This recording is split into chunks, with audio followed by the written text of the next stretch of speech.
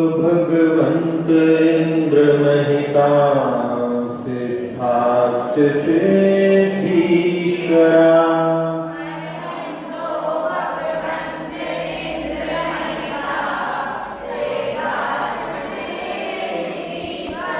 आचार्या जिन शासनोन्नतिकरा पूज्या उपाध्यायिका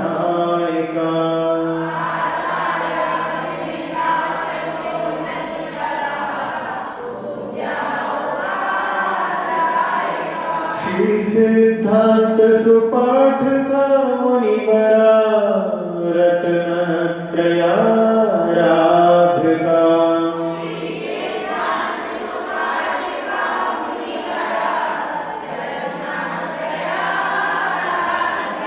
पंचैते परमेष्ठिनः प्रतिदिनं कुर्वन्तु नो मङ्गलम्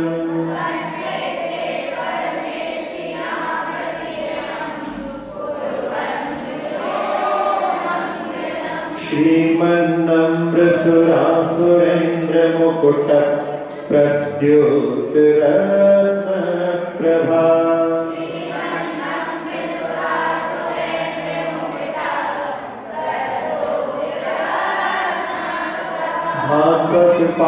भास्वत्पादनखिन्दवः प्रवचना भूतीन्दवस्थायिनः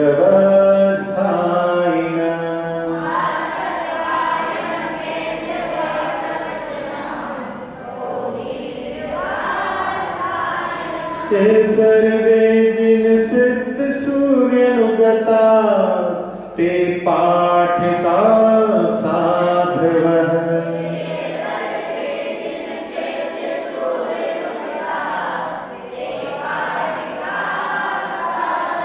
स्तुत्या योगी जनैश्च पंचगुरवः कुर्वन्तु नो मङ्गलम्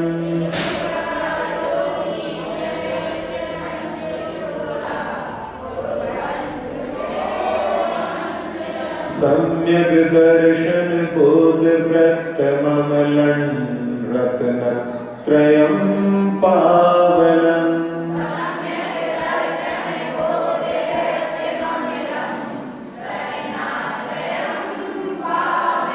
मुक्ति श्रीनगरादिनाथ जिन पर युक्तोपवर्ग प्रदः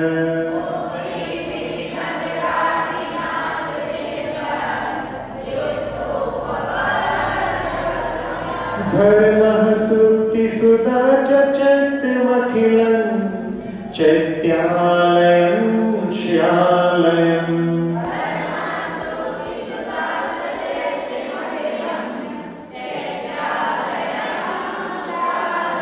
प्रोक्तं च त्रिविधं चतुर्विधमपि कुर्वन्तु नो मङ्गलम्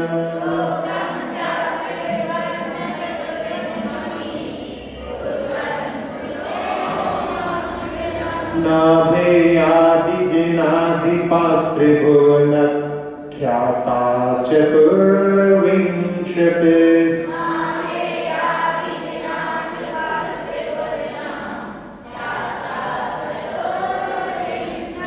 श्रीमन्तो भरतेश्वर प्रभृतयो ते चक्रिणो द्वादश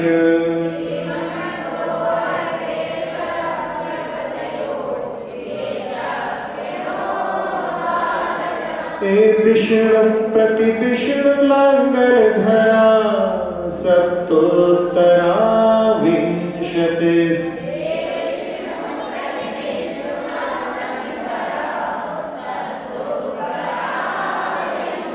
त्रैकाले प्रथितास्त्रिषष्टिपुरुषा कुर्वन्तु नो मङ्गलम्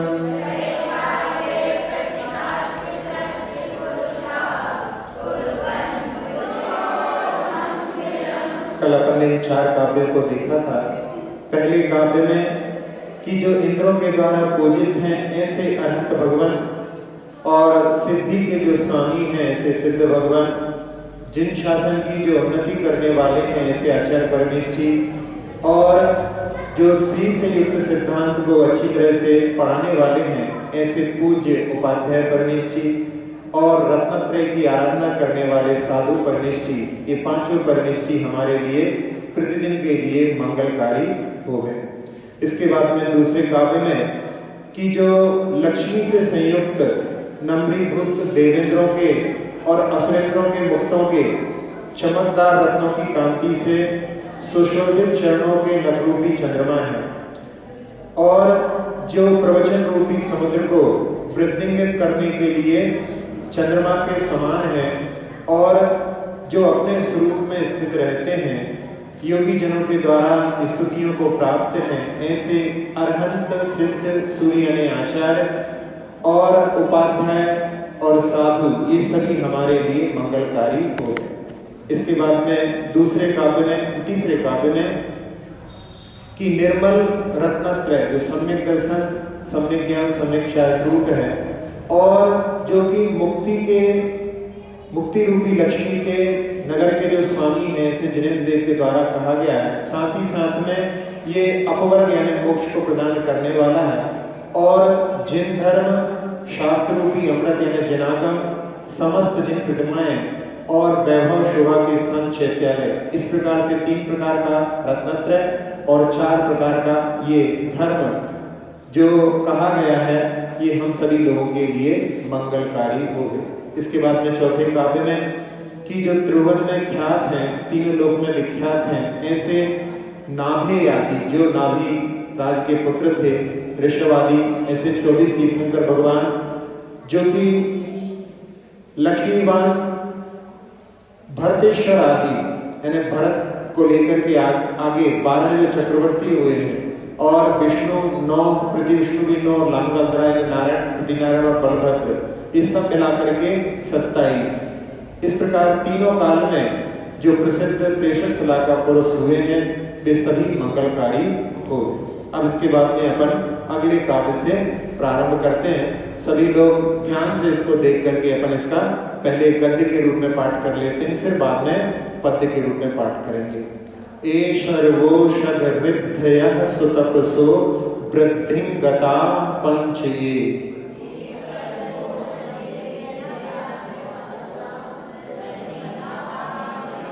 क्या हुआ, आवाज कम आ रही है?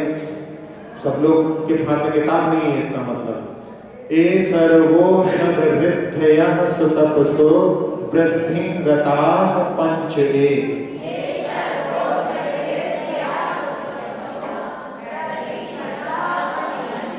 ए चाष्टांग महानिमित्त कुशला एष्टो विधाश्चारिणः।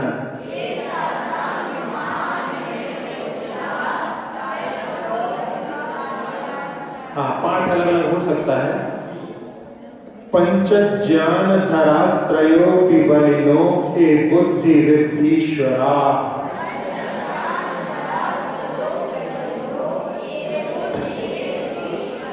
हाँ, अपन लोग जो है ज्ञान शब्द का सही उच्चारण नहीं करते, अपन लोगों ने इसको ज्ञान बना दिया। वास्तव में वो ज्ञान शब्द जो है आधा जा और यम मिलकर के बनता है। आचार्य श्री बहुत अच्छे से अपने गुरु का नाम जब बोलते हैं ज्ञान सागर जी महाराज की जय, तो सही उच्चारण उनसे बनता है। अपन लोग बुंदेलखंड के लोगों को तो शब्दों का उच्चारण चल रही है गाड़ी, बस कह सकते हो, सही शुद्ध नहीं रहती, लेकिन अपने को शब्दाचार का पालन करना है, शुद्ध उच्चारण करना सीखना चाहिए। तो जा और या मिलकर के ज्या बनता है, इसलिए अपने को यहाँ पर, और उसमें संयुक्त अक्षर है यानी आधा जा और आधा या, इसलिए उसके बीच में कोई व्यंजन कोई स्वर न होने के कारण में वो संयुक्त अक्षर है। पंच में चा छोटे आ के साथ में, इसलिए फिर उसमें जा को मिलाएंगे। तो पंच ज्ञान धरास्त्रयोपि बलिनो ए बुद्धि रिद्धीश्वरा।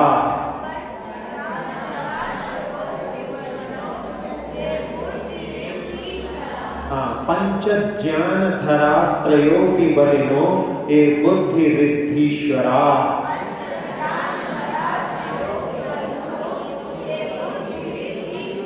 सत्तैते सकलार्चिता गणभृतः कुर्वन्तु नो मंगलम्।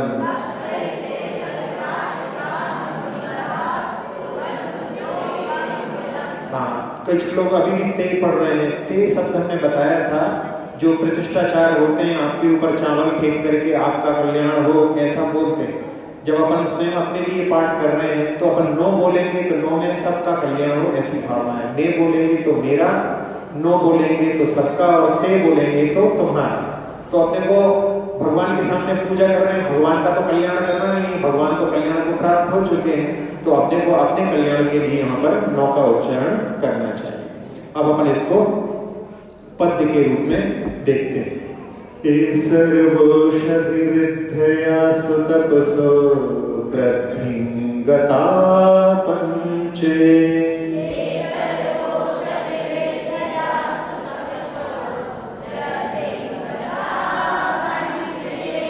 चाष्टांग महानिमित्त कुशला इष्टो विधाश्चारिण।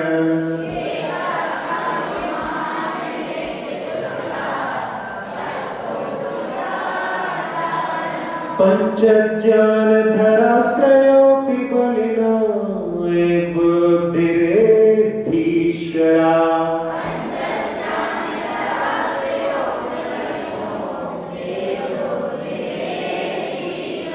सप्तैते सकलार्चिता गणभृतः कुर्वन्तु नो मंगलम्।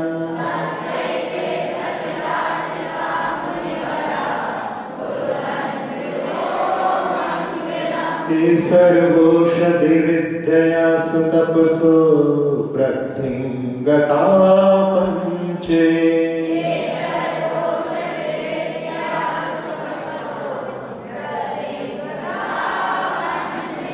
चाष्टांग महानिमित्त कुशला इष्टो विधाश्चारिण।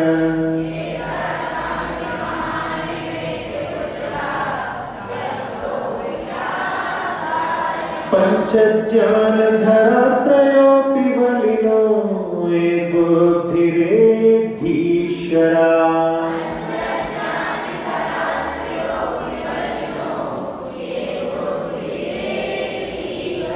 सप्तैते सकलार्चिता गणभृतः कुर्वन्तु नो मंगलम्।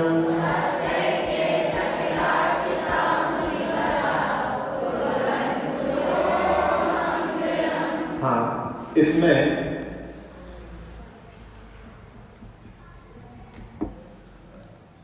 रिद्धिधारी मुनिराजों के बारे में बताया गया है। आप जो नित्या प्रकंपा वाला पाठ पढ़ते हैं उसमें 7-8 काव्यों में आप वो हमारा कल्याण करें ऐसी भावना करते हैं। इसमें एक ही काव्य में सारे रिद्धिधारी मुनिराजों को स्मरण किया गया है। सबसे पहले इसमें कह रहे हैं ए सुतपसा वृद्धिं गता, जिन्होंने श्रेष्ठ तप के माध्यम से वृद्धि की और उसके माध्यम से उन्होंने सर्वौषध विद्या 5 प्रकार की सर्वौषध विद्याओं को प्राप्त कर लिया। इसके बाद में अष्टांग महानिमित्त कुशला, जो अष्टांग महानिमित्त में कुशल हैं, और अष्टो विधाश्चारिणा, 8 प्रकार के आकाश आदि जो 4 वृत्तियों के धारक हैं। फिर पंच ज्ञान धरा, 5 ज्ञान होते हैं, तो हर ज्ञान की वृत्तियों को जिन्होंने प्राप्त कर लिया है। त्रय बलिना अपि, और 3 प्रकार की बल वृद्धियां, मन वृद्धि, वचन वृद्धि और काय बल वृद्धि, ऐसे 3 बल वृद्धियां।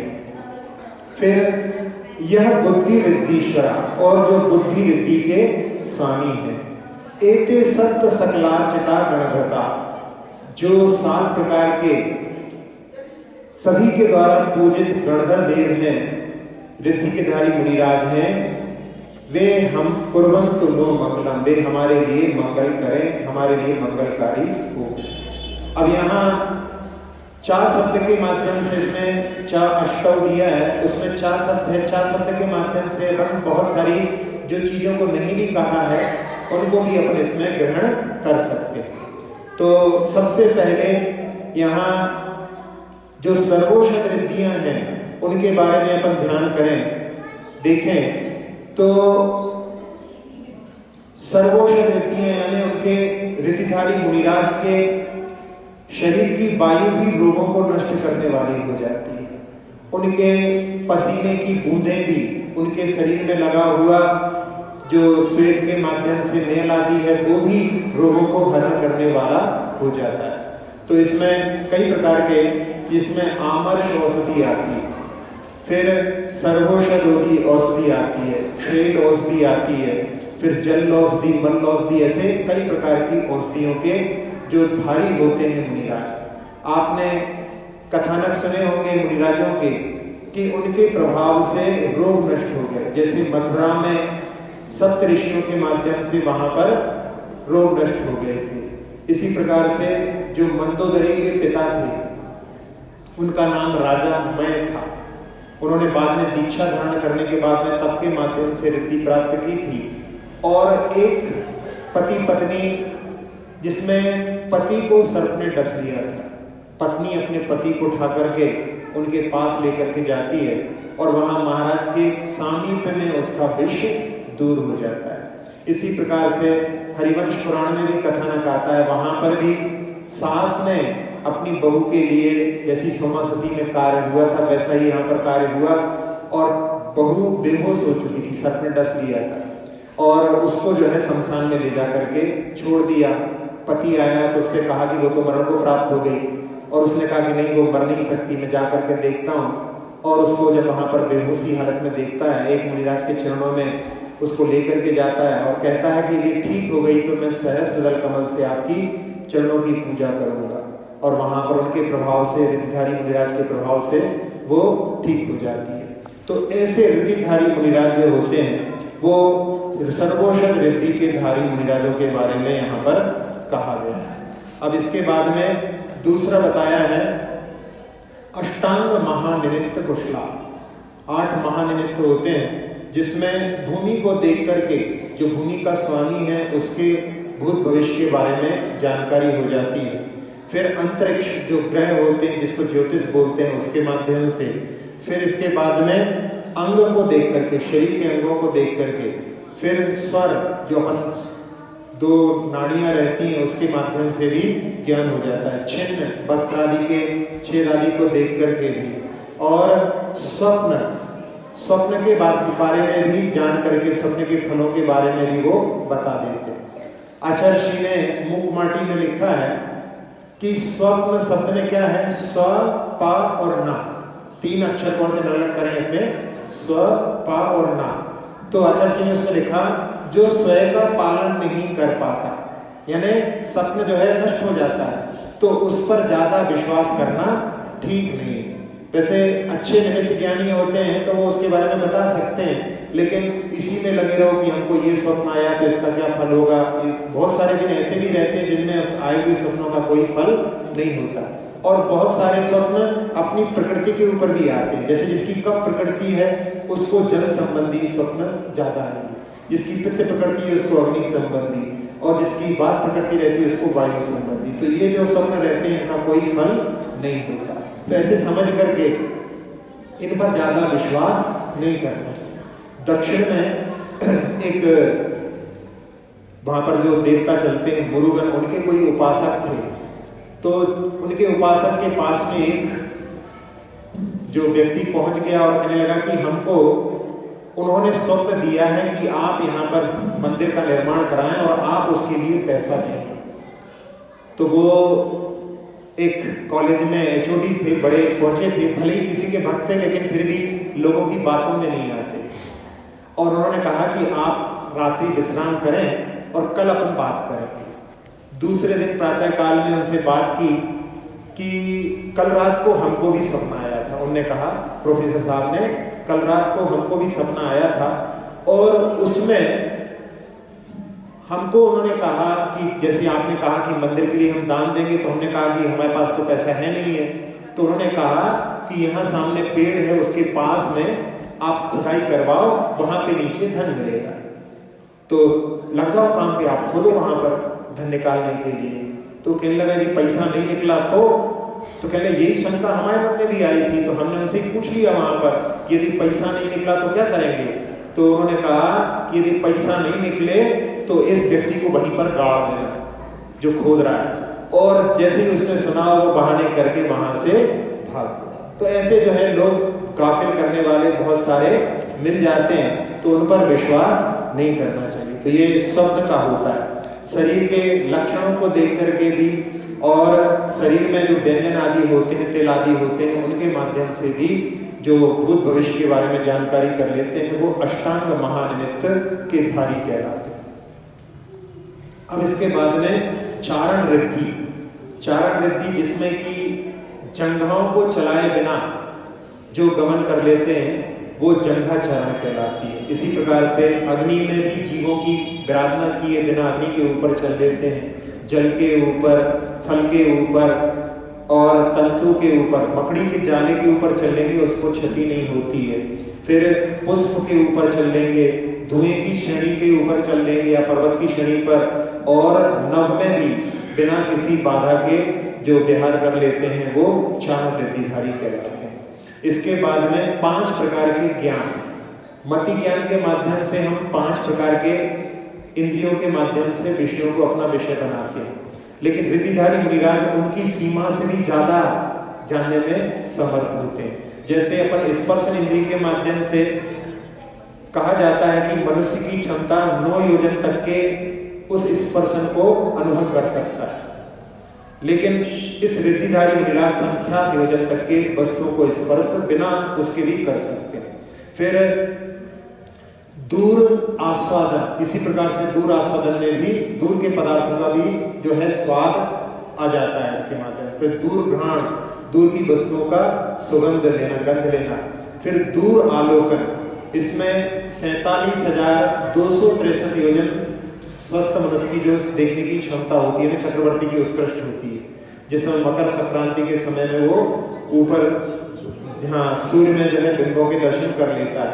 और रिद्धिधारी मुनिराज उससे भी ज्यादा उसको संख्यात योजन तक देखने में समर्थ होते हैं। इसी प्रकार से दूर श्रवण, दूर के शब्दों को सुनने में भी इसी प्रकार से 12 योजन तक इसकी रहती है सीमा, और उससे भी ज्यादा सुनने में वो समर्थ होते हैं। तो ये मति ज्ञान संबंधी हो गया।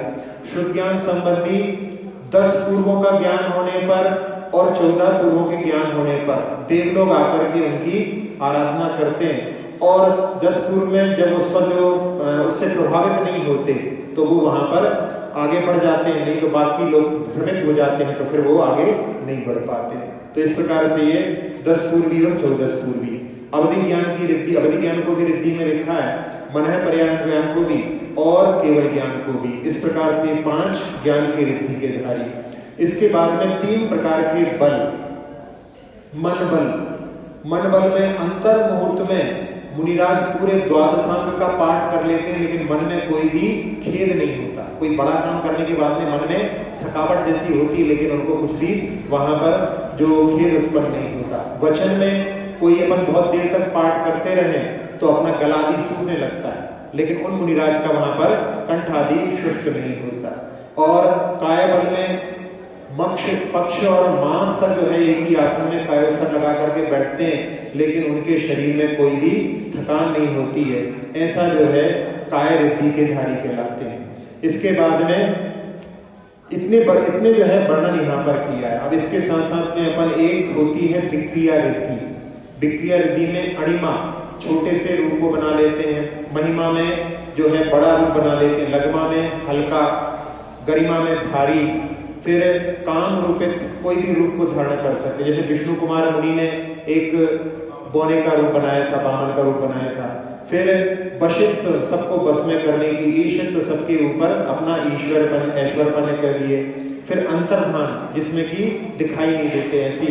फिर आपती, बैठे बैठे ही उन्होंने हाथ को फैला करके और मेरु आदि को स्पर्शन कर लिया, वो आपती रिद्धि होती है। फिर अप्रतिघात, जैसे अपन लोगों के लिए द्वार की आवश्यकता होती है, लेकिन अप्रतिघात रिद्धिधारी मुनिराज के लिए द्वार की आवश्यकता नहीं, दीवार से भी वो पार हो जाते हैं।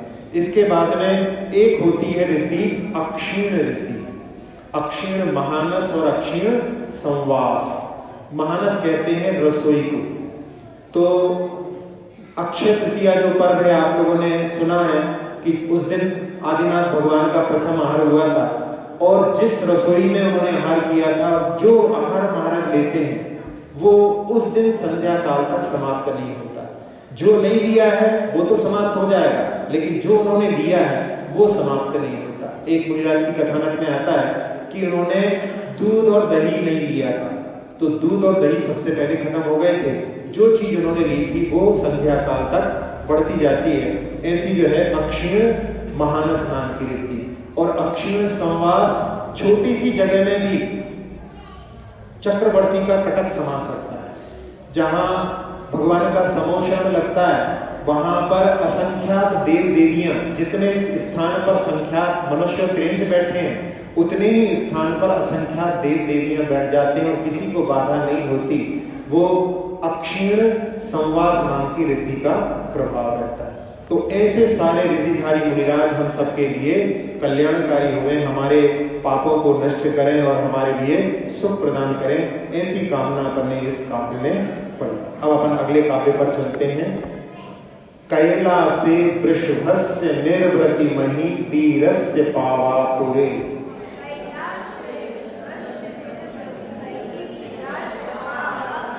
कैलासे वृषभस्य निर्वृति मही वीरस्य पावापुरे।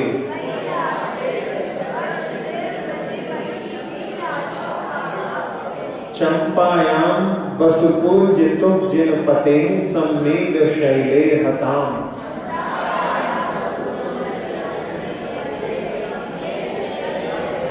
आपके में क्या पाठ है? वसुपूज्य है, सज्जन पिते।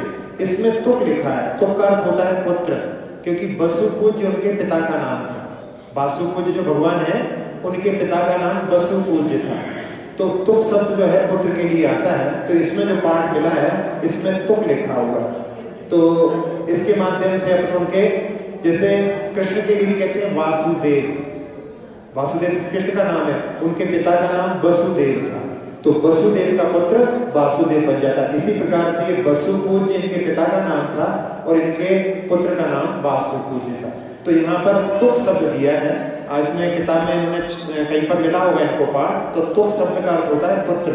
तो वसुपूज्य के जो पुत्र थे, तो इसमें तुक शब्द के माध्यम से अपन इसको ठीक कर सकते हैं, पढ़ सकते हैं इस प्रकार से।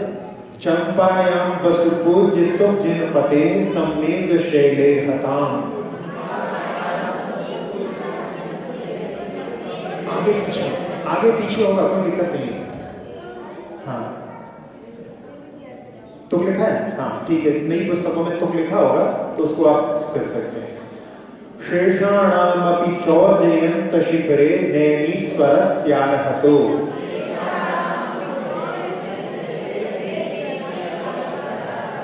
निर्वाणावनयः प्रसिद्ध विभवाः कुर्वन्तु नो मंगलम्।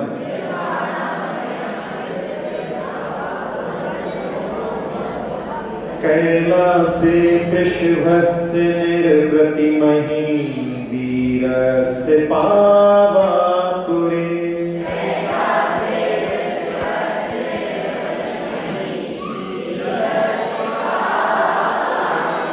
चंपायां वसुपूज्य जिनपते सम्मेद शैलेर हताम।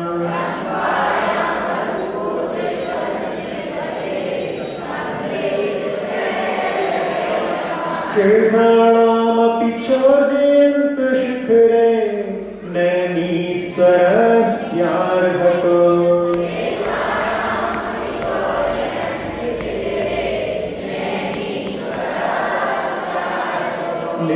निर्वाणावनयः प्रसिद्ध विभवा कुर्वन्तु नो मंगलम्।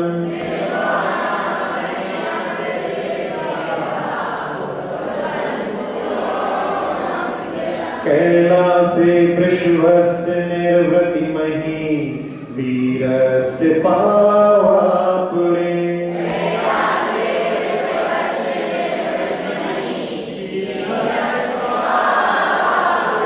चंपायां वसुपूज्य जिनपते सम्मेद शैलेर हताम।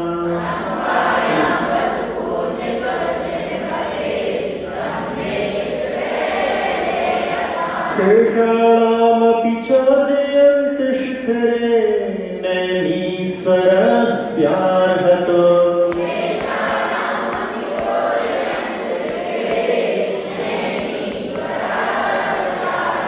निर्वाणावनयः प्रसिद्ध विभवा कुर्वन्तु नो मंगलम्।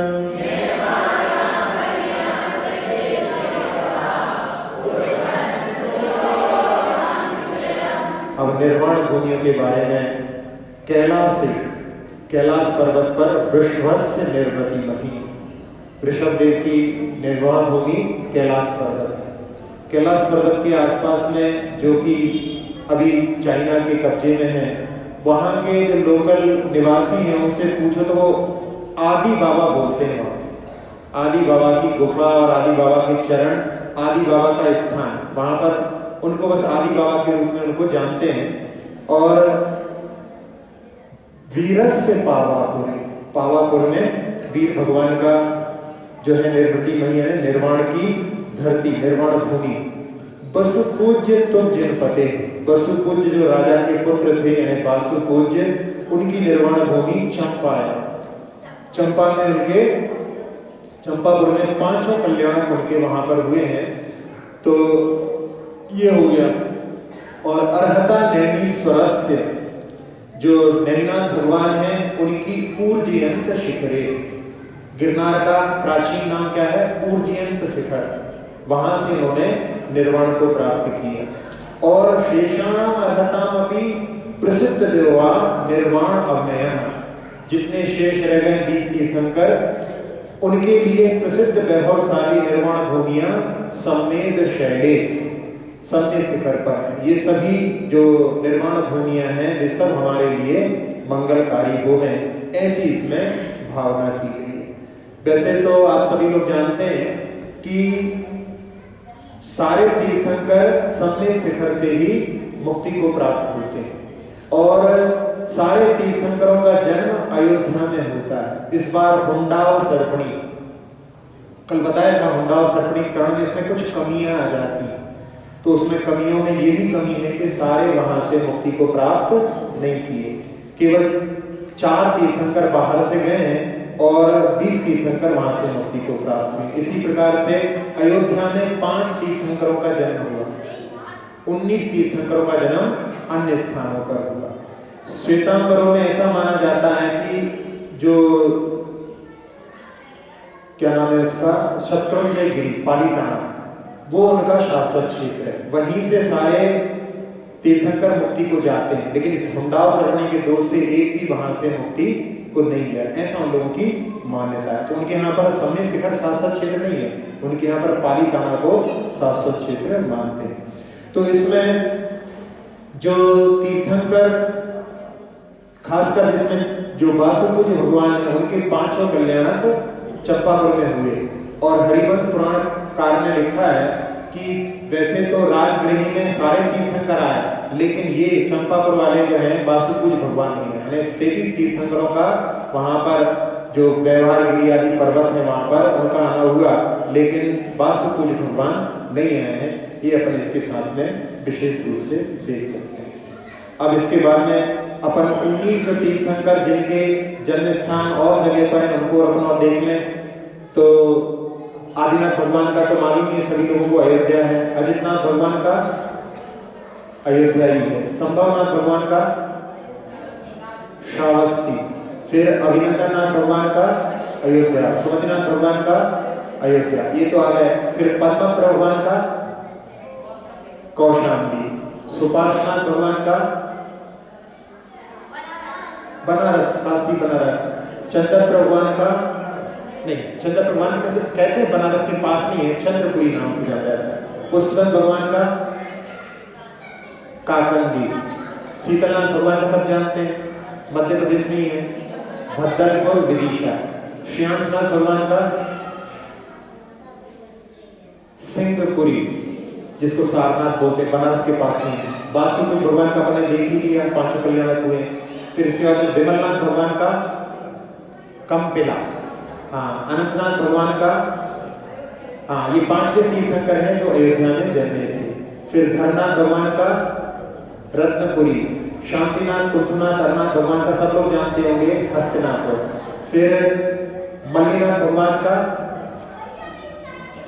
मिथिला, मुनीश्वरनाथ भगवान का राजगृही, अभी बताया था, जहां से वहां पर 23 तीर्थंकरों के समोशन है। फिर नमीनाथ भगवान का, इनका भी मठ मिथिला है, जो मल्लीनाथ भगवान का। नैनीनाथ भगवान का, इसमें दो मिलते हैं मठ, एक में मिलता है शोरीपुर बटेश्वर और एक मठ में मिलता है कि द्वारिका, क्योंकि यादवों का सारा यहाँ से पलायन होकर के और सब लोग द्वारिका में चले गए, द्वारिका की रचना हुई थी और उसके बाद में उनका जन्म हुआ था।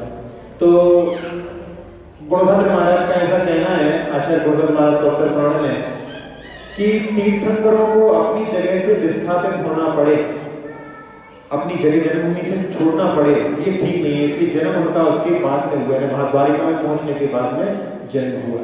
फिर इसके बाद में पार्श्वनाथ भगवान का बनारसी है और महावीर भगवान का कुंडलपुर बोलते हैं, कुंडग्राम जिसको बोलते हैं। इसको भी अपन साथ में स्मरण रखते हैं। अब चलते हैं अपन अगले काव्य पर। ज्योतिर्व्यंतर भावनामर गृहे मेरौ कुलाद्रौ स्थिता।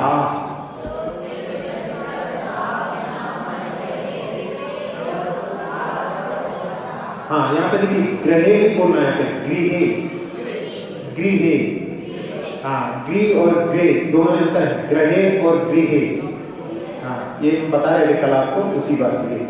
ज्योतिर्व्यंतर भावनामर गृहे मेरौ कुलाद्रौ स्थिता।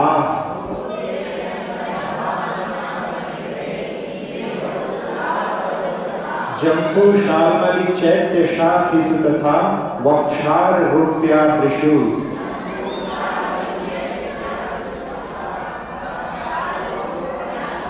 ईश्वाकार गिरौ च कुंडल नगे द्वीपे च नंदीश्वरे।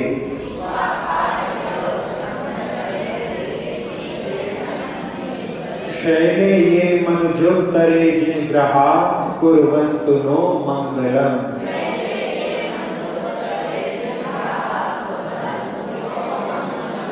ज्योतिर्व्यंतर भावनामर गृहे मेरौ कुलाद्रौ स्थिता।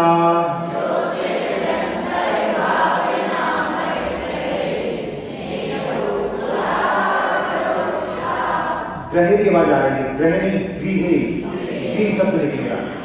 ज्योतिर्व्यंतर भावनामर गृहे मेरौ कुलाद्रौ स्थिता।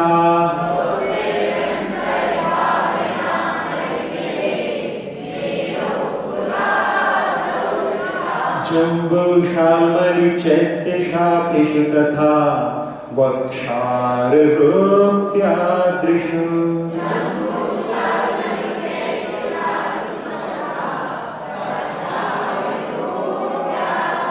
ईश्वाकार गिरौ च कुंडल नगे द्वीपे च नंदीश्वरे।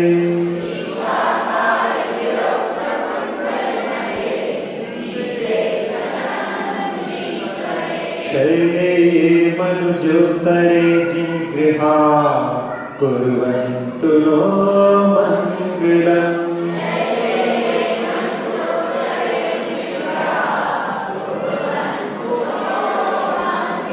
ज्योतिर्व्यंतर भावनामर गृहे मेरौ कुलाद्रौ स्थिता।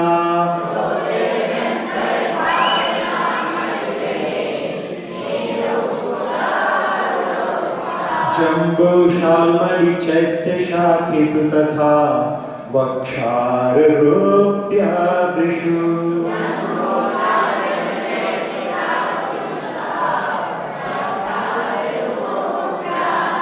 ईश्वाकार गिरौ च कुंडल नगे द्वीपे च नंदीश्वरे।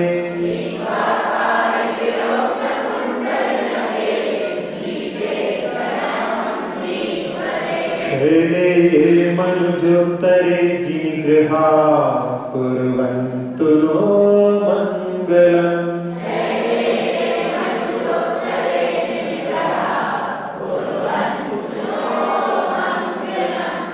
हाँ, इसमें पूरे लोक के जिनालयों की वंदना हो जाती है एक काव्य में। सबसे ज्यादा जिनालय कहाँ पर है मालूम है आपको? पूरे लोक में सबसे ज्यादा जिनालय कहाँ है? नंदीश्वर में तो 52 जिनालय है।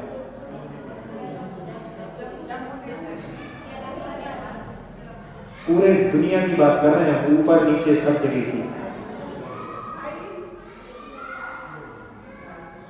नहीं मालूम? अपने यहाँ नहीं है, मध्य लोक में नहीं है, इसलिए बोल रहे हैं। ऊर्ध्व लोक में और मध्य अधोलोक में कहाँ पे ज्यादा है? यहाँ पे तो 458 शाश्वत जिनालय है। बाकी आप लोगों ने बनाए हुए बहुत सारे हैं कृत्रिम, लेकिन 458 शाश्वत जिनालय हैं, संख्यात है, और ऊपर नीचे असंख्यात है। उन असंख्यात में किसमें सबसे ज्यादा है? मध्य लोक में कह रहे हैं। मध्य लोक में संख्या में पहले लगा लो आप, लेकिन मध्य लोक में कौन से सबसे ज्यादा जिनालय है? किसके जिनालय सबसे ज्यादा है? कृत्रिम नहीं, अकृत्रिम चैत्यालय की बात कर रहे हैं। नीचे जैसे इसमें शुरू हो रहा है ज्योतिर शब्द से, इसमें ही सबसे ज्यादा जिनालय है, क्योंकि सबसे ज्यादा देवों की संख्या ज्योतिष लोक में ही है। सबसे ज्यादा देव, चारों प्रकार के निकाय के देवों में सबसे ज्यादा देव कौन से होते हैं? ज्योतिषी देव होते हैं, और ज्यादा है तो उनके ज्यादा विमान है, इसलिए सबसे ज्यादा जिनालय असंख्यात होते हैं। वो इनके असंख्यात में भी, व्यंतरों में भी असंख्यात है, लेकिन इनसे असंख्यात से वो संख्यात गुणे जिनालय उनके, असंख्यात के भी संख्यात गुणे जिनालय उनके होते हैं। तो ज्योतिष में असंख्यात हो गए, व्यंतरों में भी असंख्यात है। और भवनवासियों के कितने होते हैं? आप लोग पढ़ते हैं 7 करोड़ 72 लाख। 7 करोड़ 72 लाख भवनवासियों की। वो भी कहाँ है? पहली पृथ्वी के 3 भाग, खर भाग, पंख भाग, अबोल भाग। अबोल भाग में नरक है, खर भाग और पंख भाग में उनके निवास स्थान है, और जहां जहां उनके निवास स्थान है वहां पर जिनालय है, शाश्वत जिनालय। तो वो कितने हैं? 7 करोड़ 72 लाख। और फिर इसके बाद में ऊपर के जो जिनालय हैं, कौन से? कल्पवासियों के। तो कल्पवासियों के जिनालय हैं 84,96,700 कल्पवासियों की, हाँ, संख्यात है। और ऊपर उनके ऊपर जाएंगे अपन तो कल्पातीत यानी नवग्रेवेक, अनुदिश और अनंतर, इनमें मात्र 323 जिनालय। ठीक है, ये वैमानिक के जिनालय हो गए। अब इसके बाद में मेरु, मेरु यानी मेरु पर। मेरु के कितने जिनालय हैं? मेरु के 52 का बोल रहे हैं। मेरु के तो पूजा करते नहीं, मेरु के 80 जिनालय। मेरु के 80 जिनालय होते हैं। 4 वन में 16 एक मेरु पर और 5 मेरु के 80 जिनालय। अब मेरु के पास में ही गजदंत होते हैं। आप लोगों ने यदि प्राचीन मेरुओं को देखा हो तो उसमें बाहर जो ऐसे गज के सूंड के आकार के पर्वत दिखाई देते हैं। उन चारों पर्वतों पर एक एक जिनालय होता है, तो 20 वो जिनालय हो जाते हैं 5 मेरु संबंधी, तो 100 वो हो जाते हैं। इसके बाद में जम्बू शालमणि चैत्य शाखीशु, अपना जो क्षेत्र जम्बू द्वीप कहलाता है। क्यों कहलाता है? क्योंकि यहाँ पर उत्तर कुरु और मेरु, उत्तर कुरु और जो कुरु, दक्षिण कुरु जो होते हैं, वहां पर ऐसे वृक्ष हैं जो कि पृथ्वी कायिक हैं, उनके ऊपर ही चैत्यालय होते हैं। तो वो जम्बू और शालमणि नाम के वृक्ष कहलाते हैं। जहां पर अपने जम्बू द्वीप में जम्बू रहेगा, पुष्करार द्वीप में पुष्कर रहेगा, और धात्की खंड में धात्की का वृक्ष रहेगा, तो उन सब के ऊपर रहते हैं। तो ये कितने हो जाते हैं कुल मिलाकर के? ये जिनालय एक मेरु संबंधी 2 हो जाते हैं, तो 5 मेरु संबंधी 10 जिनालय हो जाते हैं। फिर इसके बाद में बक्षार रूप्यादिशु। बक्षार पर्वत कहाँ होते हैं? बक्षार पर्वत होते हैं विदेही क्षेत्र में। विदेही क्षेत्रों को विभाजन करने वाले बक्षार पर्वत होते हैं और विभंग नदियां होती हैं। तो बक्षार पर्वत वहां पर जितने होते हैं 16 होते हैं एक मेरु संबंधी। एक मेरु के चारों ओर 4 करके वहां पर विभाजन करते हैं, और 5 मेरु संबंधी 80 जो है 16 पंचे 80 हो जाते हैं। फिर ये हो गए। इसके बाद में क्या बता रहे हैं? रुप्यादिशु। रुप्यादिशु यानी ये कहलाते हैं विजयार्ध पर्वत। इसको रजताचल भी बोलते हैं। रौप्य शब्द जो है चांदी के लिए भी आता है, तो रजताचल यानी रजत भी जो है चांदी के लिए आता है। इसके ऊपर भी कितने होते हैं विजयार्ध पर्वत? 170 कर्म भूमियां हैं, तो 170 ये विजयार्ध पर्वत होते हैं, जिसमें 32 विधेय एक संबंधी है, तो 160 विधेय हो जाते हैं, और 5 भरत और 5 ऐरावत, ऐसे 170 क्षेत्र हैं, 170 ही विजयार्ध पर्वत। इन सब पर भी शाश्वत जिनालय है। इसके बाद में ईश्वाकार गिरी। ईश्वाकार गिरी कहाँ होती है? यदि आप 2.5 दीप का नक्शा यदि आपके स्मरण में हो, तो जो 2.5 दीप में सबसे बीच में गोल रहती थाली के आकार का जम्बूद्वीप, फिर इसके ऊपर रिंग रहती है समुद्र की, उसके ऊपर फिर रहता है धातकी खंड, उसके बाद में फिर समुद्र की रिंग और उसके ऊपर पुष्करार्ध। तो जो धातकी खंड है वो 2 भाग में विभाजित हो जाता है, तो उसको विभाजित करने वाले ऊपर और नीचे, जैसे साइकिल की रिंग है, नीचे से ऊपर से उसमें 2, वहां पर उसको अपन आधा आधा कर दें तो वहां पर 2 बन जाते हैं। तो 2 होने के कारण में और फिर बाद में 2 होने के कारण में वो हो जाते हैं 4 और 1 जम्बूद्वीप का, ऐसे 5 मेरु संबंधी 5 क्षेत्र बन जाते हैं। तो उनको दोनों को डिवाइड करने वाले जो होते हैं वो ईश्वाकार पर्वत होते हैं। तो एक ऊपर एक नीचे, ऐसे 4 पर्वत ईश्वाकार होते हैं। फिर कुंडलवर द्वीप, कुंडलवर द्वीप जो है वो 13वां द्वीप है, वहां पर चारों दिशाओं में एक एक जिनालय है। फिर इसके बाद में नंदीश्वर 8वां द्वीप है, वहां पर 13 जिनालय एक दिशा में, ऐसे 52 जिनालय। फिर इसके बाद में मानुषोत्तर पर्वत, मानुषोत्तर पर्वत जो कि पुष्करवर द्वीप को 2 भागों में बांटता है, और उस पर्वत के बाहर कोई नहीं जा सकता, यानी पर्वत के पहले तक ही मनुष्य जा सकता है, इसलिए इसकी सार्थक संज्ञा मानुषोत्तर पर्वत है। उसके चारों दिशाओं में 4 जिनालय पर्वत के ऊपर हैं। इस प्रकार से मिलाकर के ये पूरे 458 जिनालय मध्य लोक के इसमें दिए। मध्य लोक के ना नीचे वाले, ऊपर के ज्योतिर्व्यंतर आदि को सबको निकाल करके ये सारे जिनालय बनते हैं। ऐसे 458 जिनालय के साथ साथ में नीचे के जिनालय, जिसमें कि 7,72,00,000 भवनवासियों के, असंख्यात व्यंतरों के, और ऊपर ज्योतिर्लोक के जो हैं वहां पर असंख्यात हैं, और कल्पवासियों के अपने देखे थे वो 84,96,700 और 323 ऊपर वाले। ऐसे कुल मिलाकर के पूरे दुनिया के जिनालय अपन ने इस एक काव्य में जो 7 जिनालय हैं उनका यहाँ पर अपन ने वर्णन समझा। आज थोड़ा सा अपन ध्यान करते हैं।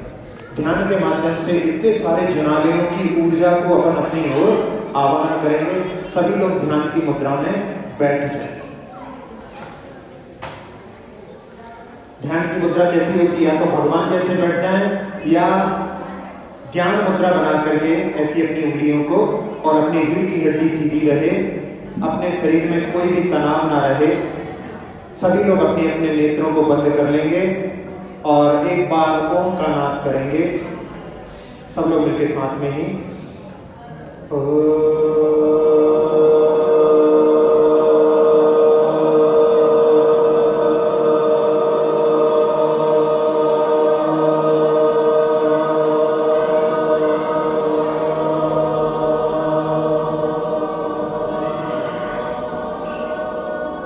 प्रणव मंत्र के माध्यम से मन पूरी तरह से शांत हो चुका है।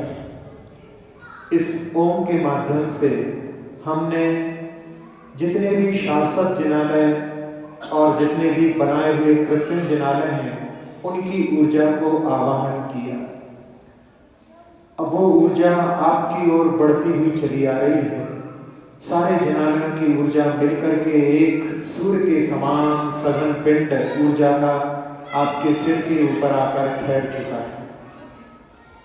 उसकी किरणों ने सिर के सबसे ऊपरी भाग ब्रह्मरंध्र के माध्यम से आपके मस्तिष्क में प्रवेश करके मन के सारे विकारों को दूर कर दिया है। मन पूरी तरह से शांत हो चुका है। नेत्रों के, नासिका के, मुख के, कर्ण के विकारों को दूर करके आपके मुख को चंद्रमा के समान चमका दिया है। कंठ के विकार, फेफड़ों के विकारों को दूर करते हुए ऊर्जा हृदय के एक एक धमनियों में प्रवेश करके उनके सारे विकारों को दूर करके आनंद और उल्लास से भर चुकी है। अब वो ऊर्जा उदर में प्रवेश करके छोटी आंत, बड़ी आंत, किडनी, लीवर आदि सभी अंतरंग अवयवों को समस्त दोषों से मुक्त करती हुई अब ऊर्जा रीढ़ की हड्डी में प्रवेश कर रही है। रीढ़ की हड्डी को दोष मुक्त करने के बाद पीठ की, कमर की, गर्दन की तकलीफों को दूर करती हुई, दोनों कंधों की पीड़ाओं को हरती हुई हाथों में उतर रही है। टिमनी तक, कलाई तक, उंगली के एक एक पोरे तक पहुंच करके हाथों को सारे दोषों से मुक्त कर दिया है। जंघाओं, घुटनों की सारी पीड़ाओं को हरते हुए पिंडलियों, टखनों, एड़ियों, तलवों, अंगूठे से सभी उंगलियों को अपने आगोश में लेकर के पूरे शरीर को, पूरे शरीर की त्वचा को, एक एक प्रदेश को निर्विकार, निरामय, निरोगी बना दिया है। सारे जिनालयों की ऊर्जा ने पूरे शरीर को स्वस्थ कर दिया है। एक एक प्रदेश पर स्वस्थता की अनुभूति करें। ऐसा लाभ जो हमने प्राप्त किया सारे संसार को मिले, ऐसी भावना से अपने दोनों हाथों से उस ऊर्जा को पूरे लोक में फैलते हुए देखें और भावना, सुखी रहे सब जीव जगत के,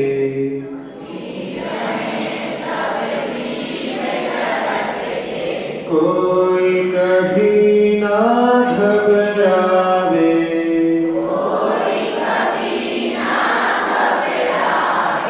सुखी रहे सब जीव जगत के,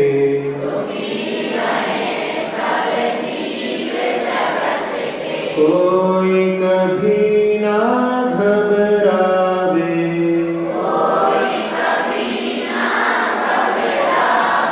सुखी रहे सब जीव जगत के,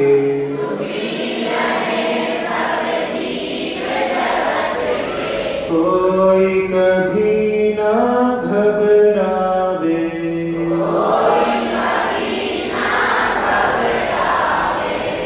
जिनालयों की ऊर्जा ने पूरे लोक में शांति का वातावरण बना दिया है। सारे जीव सबकी कल्याण की भावना से भरे हुए हैं। देहातीत स्वरूपो हम,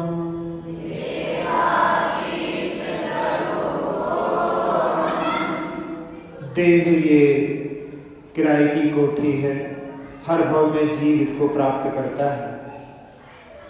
ये मेरा स्वरूप नहीं।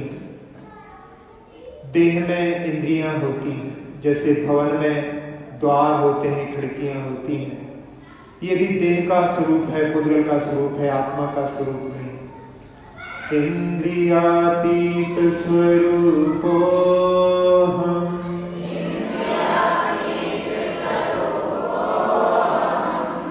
सोहम शुद्धोहम निरंजनोहम।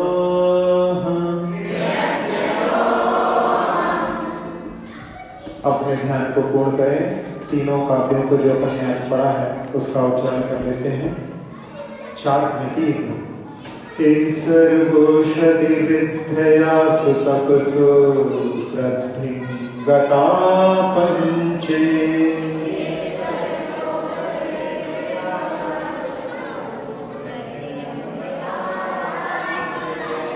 चाष्टांग महानिमित्त कुशला इष्टो विधाश्चारिण,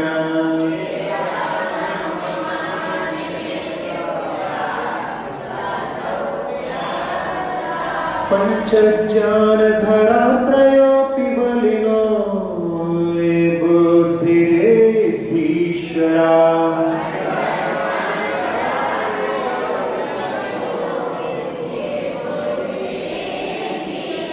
सप्तैते सकलार्चिता गणभृतः कुर्वन्तु नो मङ्गलम्।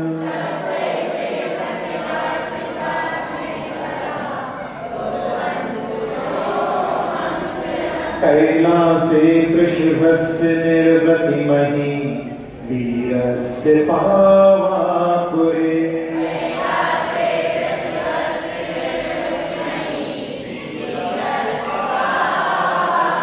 चंपायां वसुपूज्यतो जनपते सम्मेद शैलेर्हता।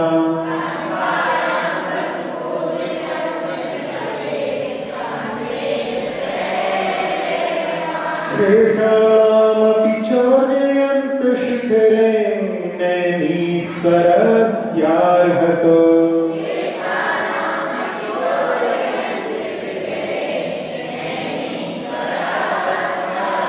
निर्वाणावनयः प्रसिद्ध विभवा कुर्वन्तु नो मङ्गलम्।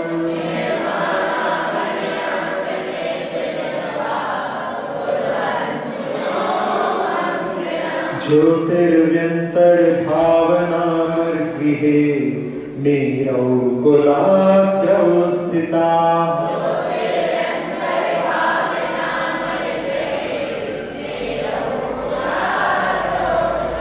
जम्बूशाल्मलिचैत्यशाखेषु तथा वक्षाररोप्यादृशु।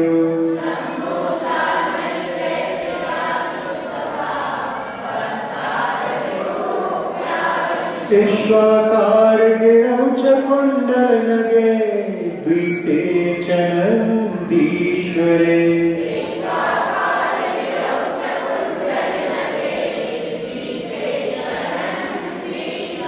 शैले ये मनुजोत्तरे जिनिगृहा कुर्वन्तु नो मङ्गलम्।